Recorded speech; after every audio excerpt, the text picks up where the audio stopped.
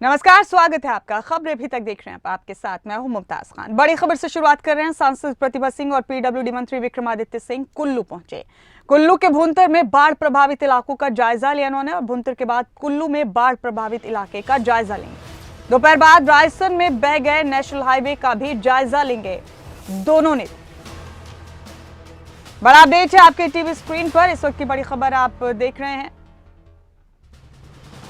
सांसद प्रतिभा सिंह और पीडब्ल्यूडी मंत्री विक्रमादित्य सिंह कुल्लू पहुंचे। बड़ा अपडेट है आपके टीवी स्क्रीन पर। यहां पहुंचकर उन्होंने हालात का जायजा लिया। कुल्लू के भुंतर में बाढ़ प्रभावित क्षेत्र का जायजा लिया दोनों।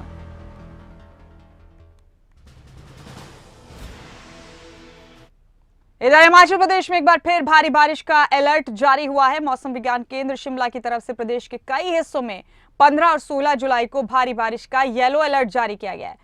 हिमाचल सरकार में मंत्री जगत सिंह नेगी और सीपीएस संजय अवस्थी ने 18 घंटे के कड़े संघर्ष के बाद देर रात बर्फ से ढके रास्ते को साफ करवाया।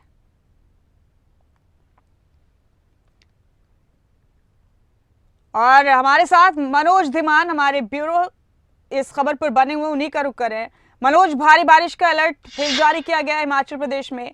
कई इलाकों में स्थिति काफी ज्यादा खराब है और हिमाचल प्रदेश की हालत हम देख ही रहे हैं। पिछले काफी दिनों से आप लोग अपने रिपोर्ट्स के जरिए हमारे दर्शकों को बता रहे हैं कि यहाँ पर किस कदर परेशानी पहुंचा दी है सैलाब के पानी ने।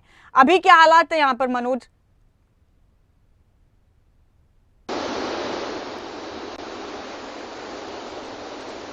बिल्कुल मुमताज, देखिए जिस तरह से मौसम विभाग ने एक बार फिर से भारी बारिश की चेतावनी दी है, तो वही 2 दिन से मौसम बिल्कुल खुल चुका था। मौसम खुलने के बाद जो है वो हालात काबू हो गए थे, यानी कि जो लोग चंद्रताल में फंसे हैं उनको रेस्क्यू करना जो है वो अब आसान हो गया है, क्योंकि जो बर्फ था बर्फ को काट दिया गया है, बर्फ को हटा दिया गया है, सड़क खोल दी गई है। अब सड़क मार्ग से जो है उन जितने भी फंसे हुए लोग थे उनको जो है वो रेस्क्यू किया जाएगा। ऐसे में अभी भी इस वक्त हम ब्यास नदी के किनारे ही मौजूद हैं। ये आप देख सकते हैं, जो हाईवे है इसको खोल दिया गया है, एक तरफा वाहन जो है वो चल रहे हैं। हालांकि मशक्कत जो है वो ये लोगों को करनी पड़ रही है, क्योंकि बड़े बड़े लैंडस्लाइड, ये पत्थर आप देख सकते हैं, बड़े बड़े पत्थर जो हैं वो यहाँ पर आकर गिर गए थे और इन पत्थरों के कारण जो है आवाजाही जो है वो ठप पड़ गई थी। लेकिन अब एक तरफा रास्ते जो है वो खोल दिए हैं। गाड़ी की आवाजाही बिल्कुल सही है। मंडी से कुल्लू भी आ सकते हैं, कुल्लू से आप मनाली भी जा सकते हैं, लेकिन मनाली का सफर जो है जोखिम भरा है। ऐसे में आपकी सीधी तस्वीरें तब दिखाना चाहूंगा, जो ब्यास नदी का जिस दिन रौद्र रूप आया था उस दिन जो फुट ब्रिज बहने की बात की जा रही थी,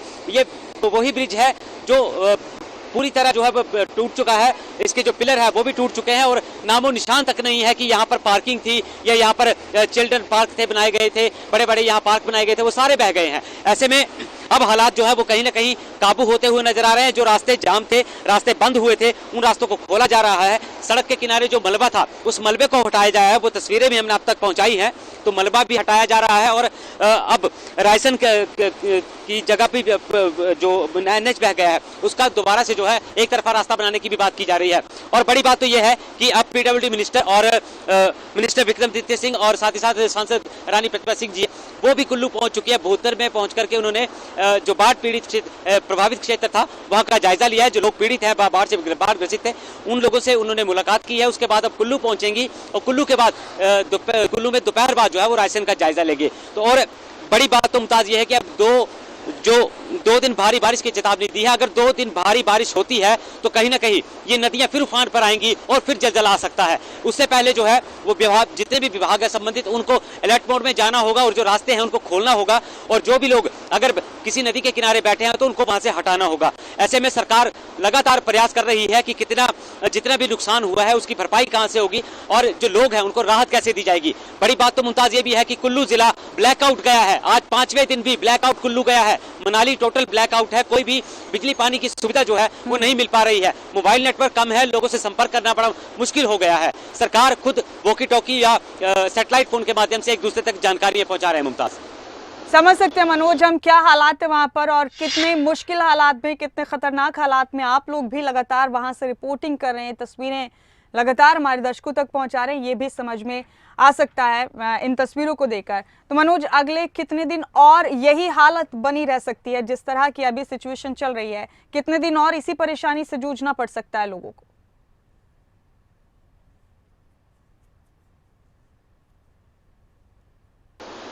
बिल्कुल मुमताज, देखिए अगर बरसात नहीं होती है तो विभाग जो है वो बिल्कुल दुरुस्त कर देंगे इन सारी चीज़ों को, सड़कें दुरुस्त हो जाएंगी, बिजली पानी दुरुस्त हो जाएगा। लेकिन बड़ा सवाल तो ये है कि कुल्लू में पानी जो पीने का पानी है उसकी व्यवस्था नहीं हो पा रही है। लोग जो है वो नेचुरल वाटर सोर्सेज से जाके, जैसे कहीं से कोई कूल बह रही है वहाँ से पानी उठा रहे हैं या नाले से पानी ले रहे हैं, तो पीने के पानी की समस्या जो है वो काफ़ी गहराई हुई है। बिजली 5 दिन से नहीं है और बिजली व्यवस्था को ठीक करने के लिए बहुत सारा समय जो है वो बिजली विभाग को लग जाएगा, क्योंकि तारे टूट गई हैं, जो खंबे हैं वो गिर गए हैं, खंबे जहां खंबे लगाए गए थे वहां लैंडस्लाइड हो गया है।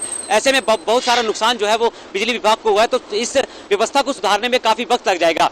पीने के पानी की पाइपें जो हैं वो इस ब्यास नदी की बाढ़ में चपेट में आ चुकी हैं, जो बाढ़ की चपेट में आई हैं वो सारी पाइपें बह गई हैं, तो कहीं ना कहीं बिजली की और पानी की दोनों व्यवस्थाएं जो है वो चरमरा गई हैं। तीसरी बात सड़क सुविधा की थी, सड़क सुविधा बिल्कुल सुचारू कर दी गई है। जो सड़क के साथ मलबा था उसको हटाने का काम भी आज शुरू कर दिया है और अंदाजा लगाया जा रहा है कि 2 दिन के भीतर, अगर बारिश नहीं होती है तो 2 दिन के भीतर सभी रास्तों से मलबा हटा दिया जाएगा और दुरुस्त यातायात व्यवस्था कर दी जाएगी। लेकिन बड़ा सवाल तो ये खड़ा होता है कि एक तरफ मौसम विभाग ने अब चेतावनी दे दी है कि 2 दिन भारी बारिश होगी। अगर भारी बारिश हो जाती है तो और ज्यादा लैंडस्लाइड होने की संभावनाएं बढ़ जाएंगी। और बड़ी बात तो ये भी है कि आज जो तस्वीरें हमारे सामने आई हैं वो बिजली महादेव में जो बड़ा पहाड़ है उस पर भी दरारें आ चुकी हैं और वहां पर जाने से भी लोगों को मना कर दिया गया है कि वहां भी ना जाएं। तो कम से कम कहा जा सकता है कि जितनी आफत बरसनी थी आसमान से वो बरस चुकी है और अगर ज्यादा बारिश होती है तो और ज्यादा आफत जो है वो कहीं ना कहीं आ सकती है। लेकिन मुमताज, एक बार मैं फिर वो तस्वीरें बयां करना चाहता हूं, जो ब्यास नदी है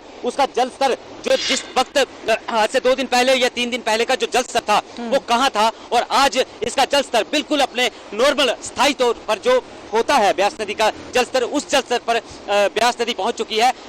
जो पानी का रंग है उसमें भी आप फर्क देख सकते हैं। उस दिन काले पानी से जो है वो ये नदी बह रही थी। लेकिन ये भी सच है मनोज कि ब्यास नदी का जल स्तर अपने नॉर्मल लेवल पर है। ये कोई अभी बहुत बड़ी राहत की खबर इसलिए नहीं समझी जा सकती क्योंकि अगले 2 दिन भी भारी बारिश का अलर्ट जारी किया गया। मनोज, समझ सकते हैं जहां पहले से ही ब्लैकआउट है, जहां अभी बिजली नहीं है, पानी नहीं है, अगले 2 दिन और अगर इसी तरह से बरसात होती रही तो लोगों का क्या हाल होगा। बेहद शुक्रिया मनोज आपका इस तमाम जानकारी के लिए।